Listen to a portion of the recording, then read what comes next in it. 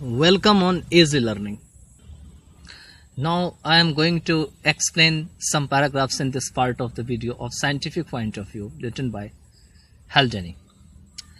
तो कुछ वर्ड्स हम पहले देखते हैं जो हम बताए थे पहले. इससे पहले हम इसको टेबल तक किए थे. अब है ह्यूमिलिटी. ह्यूमिलिटी एक नाउन है. इट मीन्स होते हैं मॉडेस्टी, विदाउट प्राइड, बिना किसी घमंड के, बिना किसी गर्व के. कुछ लोग गर्व बहुत ज्यादा करते हैं, उनके अंदर ह्यूमिलिटी नहीं होती है. एबरेंट ये एक एडजेक्टिव है. इट मीन्स डिवाइन अनयूजुअल, मतलब जो कि साधारण ना हो, जो कि कभी कभी हो, उसी को अनयूजुअल कहा जाता है. इसके बाद है फिनोमिना. ये एक नाउन है. नेचुरल अकरेंसेस मतलब प्राकृतिक घटनाएं. Which can be known by sense perception, जिसे कि केवल बुद्धि के प्रयोग से समझा जा सकता है. रादर देन बाय थॉट और इंस्टीट्यूशन, मतलब किसकी तुलना में, तो थॉट और इंस्टीट्यूशन की तुलना में हम उसे क्या कर सकते हैं, सेंस से, परसेप्शन से समझ सकते हैं. इसके बाद है आपका गॉड्स आई व्यू. ये एक नाउन है. The attitude of being completely unbiased and neutral. इसके बाद है गॉड्स आई व्यू. ये है एक noun. The attitude of being completely unbiased and neutral, मतलब किसी भी चीज में पक्षपात ना करना, बिल्कुल अलग रहना या न्यूट्रल रहना.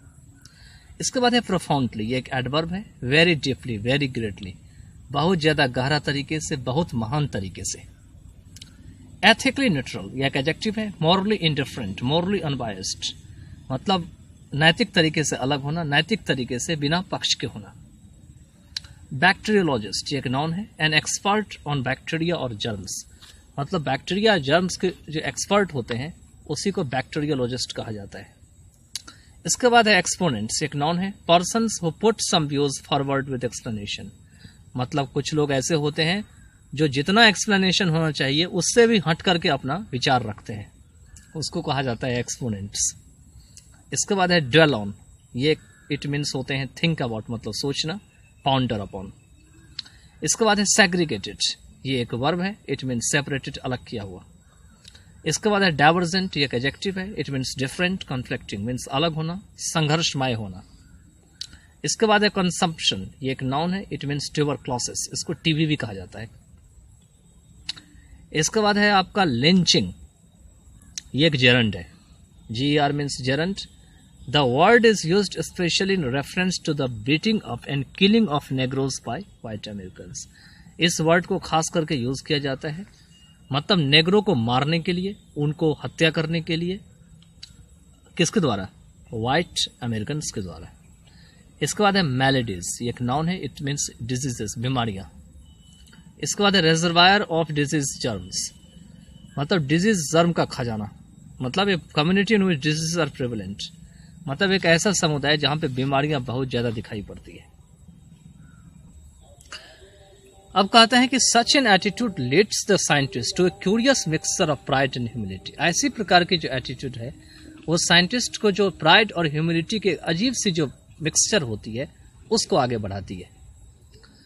The solar system turns out to be a group of bodies rather small in comparison with many of their neighbours. आज जो सोलर सिस्टम है वो जो ग्रुप ऑफ बॉडीज है उसको समझाती है, किसके तुलना में, तो अपने आसपास की जो नेबर्स है उनके कंपैरिजन में. And executing their movement according to simple and easily intelligible laws, और साथ में वो कैसे कैसे घूम रही है अपने चारों तरफ, उसको एग्जीक्यूट कहा जा रहा है अपने सिंपल और साधारण से इंटेलिजिबल लॉ के हिसाब से. But he himself is a rather aberrant member of the same order as the monkeys, लेकिन वह खुद जो है एक एबरेंट मेंबर है उसी तरह से जैसे कि एक मंकी है. While his mind is at the mercy of a number of chemical processes in his body, जबकि उनका जो माइंड है वह बहुत सारी जो केमिकल प्रोसेसेस होते हैं उनके शरीर में, उनकी कृपा पर है. Which can understand but little and control hardly at all, जो कि क्या कर सकती है कि किसी चीज को अंडरस्टैंड कर सकती है और समझ सकती है और मुश्किल से ही किसी चीज को कंट्रोल कर सकती है. इन सो फार एज इट प्लेसेस और phenomena on the same emotional level. कहते हैं अभी तक जो है ये सारी जो घटनाएं हैं वो एक ही प्रकार के इमोशनल लेवल पे आधारित है. The scientific point of view may be called the gods view eyes views. कहते हैं कि साइंटिफिक पॉइंट ऑफ व्यू जो है उसे गॉड्स आई व्यू जो है कहे जा सकते हैं, but it differs profoundly from that religions have attributed to the almighty in being ethical neutral. लेकिन यह गहरे तरीके से उन सभी से जो है अलग होते हैं जिसे रिलीजन ने अपना नाम दिया था ऑलमाइटी, मतलब सर्वशक्तिशाली भगवान के नाम पे, इन बीइंग एथिकली न्यूट्रल, और जो कि एथिकली वो न्यूट्रल हैं, ना तो वो साइंस के फेवर में है ना तो ह्यूमन के फेवर में। कौन है? God. Science can not determine what is right and wrong. Science यह बिल्कुल निश्चित नहीं कर सकती कि क्या गलत है और क्या सही है, and should not try to, और करनी भी नहीं चाहिए ऐसी कोशिश। It can work out the consequences of various action. ये बहुत सारे एक्शन होते हैं, उसके जो परिणाम होते हैं इनके ऊपर काम कर सकते हैं, but it can not pass judgment on them. लेकिन ये उनके प्रति जो न्याय है उसको पास नहीं कर सकती। The bacteriologist can merely point out that pollution of public water supply is likely to cause as many deaths as letting off a bomb in the public street।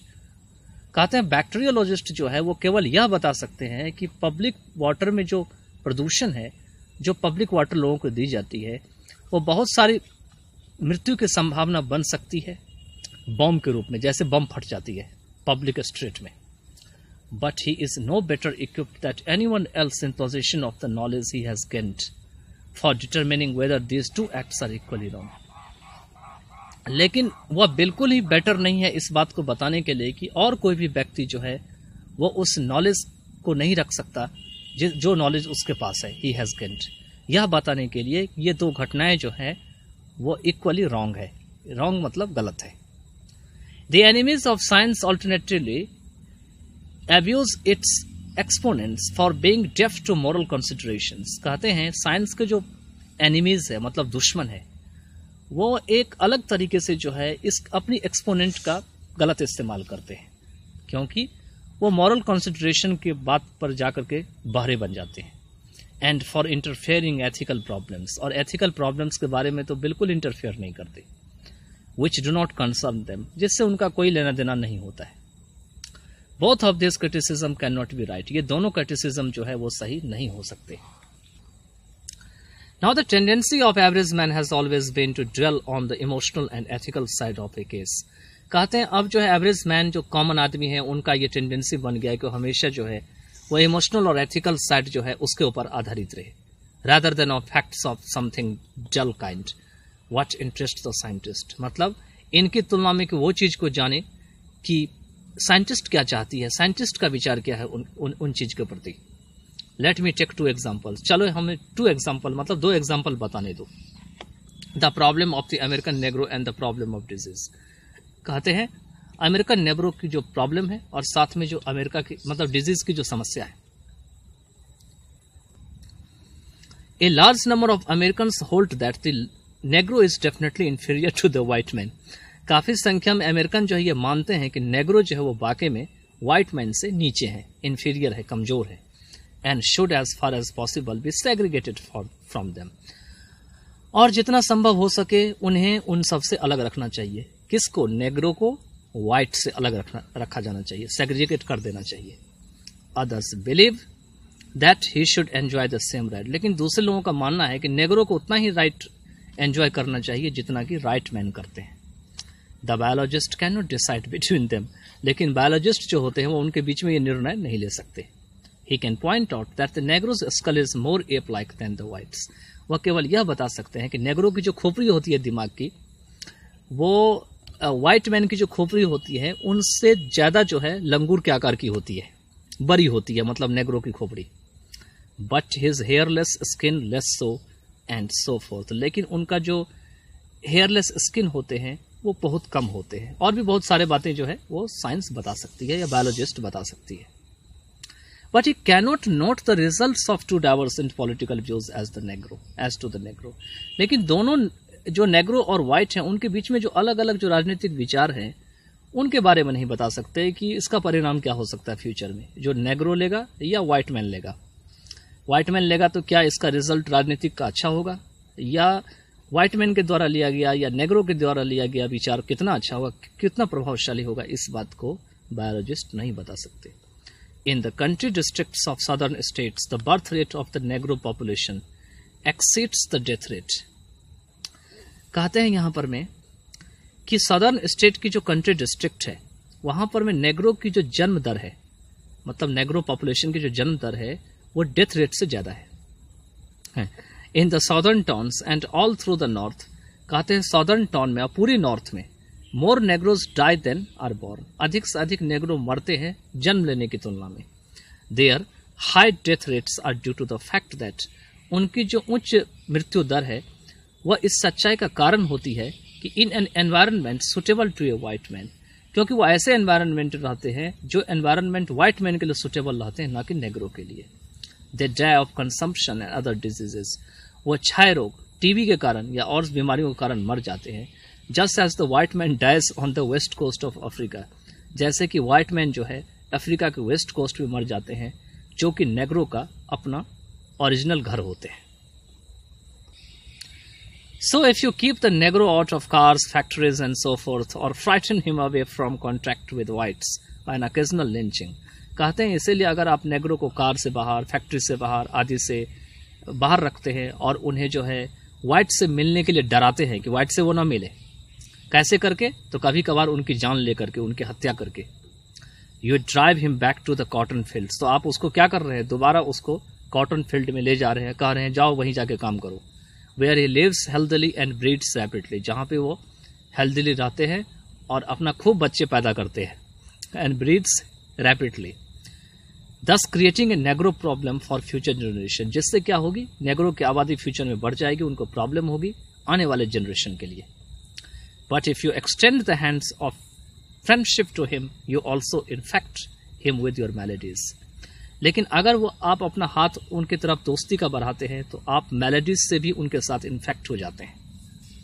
Besides establishing in your mind set reservoir of disease germs, मतलब साथ में जो है आपका जो अपना जो मतलब एक माइंड सेट है, जो रिजर्वायर है डिजीज जर्म्स की, उसको स्थापित करते हुए. तो यहाँ पर में वाइट और जो ब्लैक हैं, जो नेग्रोज हैं, उनके बीच में जो रिलेशनशिप होना चाहिए, वो बॉन्ड होना चाहिए. तो जिसके ऊपर एक किंग मार्टिन जूनियर ने भी एक चैप्टर में अपना भाषण दिए थे, तो इसी तरीके से इस पैराग्राफ्स में दिया हुआ है. तो I hope that you would have understood it. Now in other parts of the videos I will cover other paragraphs.